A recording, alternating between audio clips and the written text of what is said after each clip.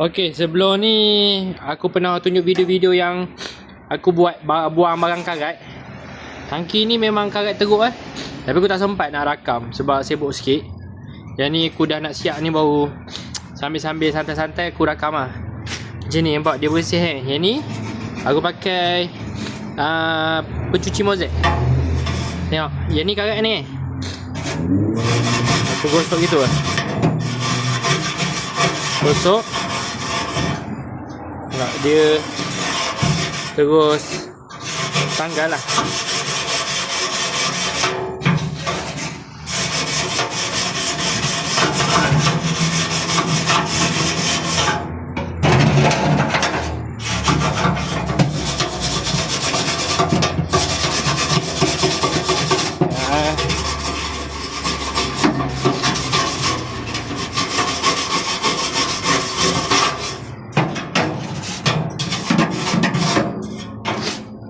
Terus tanggal bersih. Ini baru aku cuci sikit ni, maksudnya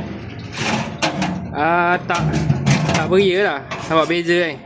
Nampak dia terus tanggal, tak payah nak tonyo-tonyo beria. Yang tangki ni yang selepas aku cuci,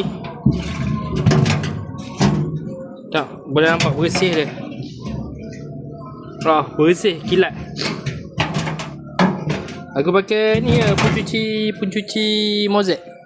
Jadi sama juga yang ni, contohlah yang belah atas ni. Letak sikit memang dia hilang terus. Nampak? Beza. Dia turun tertanggal. Macam ni tadi, nampak? Dia turun lah. Kalau kita ambil berus sapu, dia turun tanggal lah. Ini siapa nak tengok video aku, tunggu untuk projek suara ni. Hampir siap.